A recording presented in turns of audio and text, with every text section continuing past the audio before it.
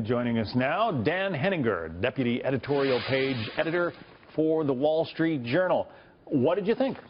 I thought, on balance, John, it was an excellent speech. I mean, look at the two things that people have most on their minds. The primary exit polls showed economic anxiety on the Democrat and the Republican side is what is on people's minds. And the other big thing that has come out of the opinion polls is that between 60 and 70% of the American people think the country is on the wrong track.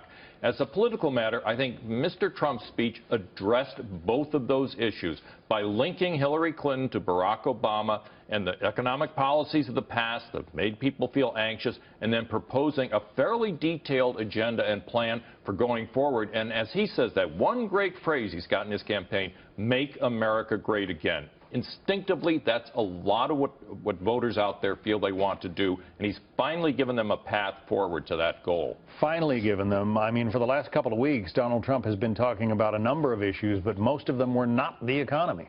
No, not at all. And I think this was the first important step in a big uphill comeback for Donald Trump.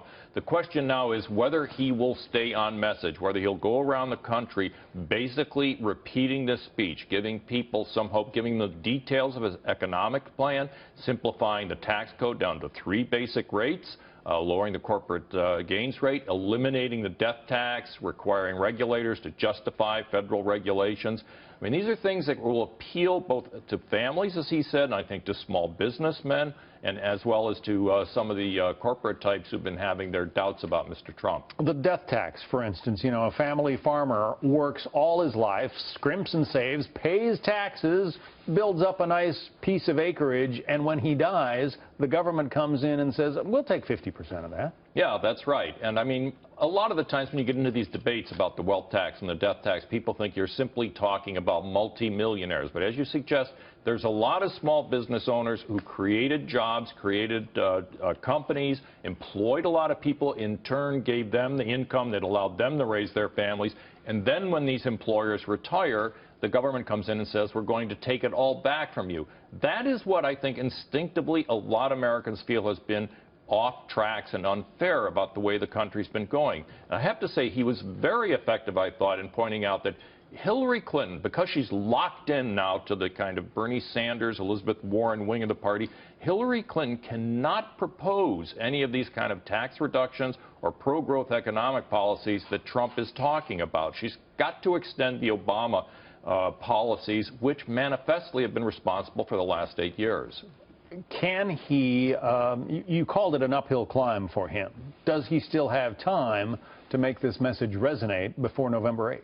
Well, it's not going to be easy. I mean, he's fallen off between 7 and 10 points in the national polls. He's down, I believe, 9 in an important state like Pennsylvania. There is time, I think, in the one sense that Donald Trump is a unique candidate. He's going to go out there and talk in front of large groups of people. There's a question of whether he has got the organization on the ground in Ohio, Pennsylvania, North Carolina, Virginia, Colorado, that the Democrats and Hillary Clinton already have in place to knock on doors and turn out voters. Donald Trump's going to try to overcome all that with the strength of his message. That message today that he gave in Detroit is a very strong one, and I think if he keeps pushing it, he will at least be able to compete and perhaps start narrowing the gap in the polls. We'll see how it resonates and how Hillary Clinton answers back. She's going to be speaking to that same group, or at least in Detroit on Thursday of this week. Well, that'll be interesting to see what she can propose in opposition to Donald Trump, because as I say, I looked at her website, I've looked at the Democratic platform. I don't see any real growth elements beyond large increases in federal spending in Hillary's plan. Daniel Henninger, Wall Street Journal. Daniel, thank you. Thank you, John.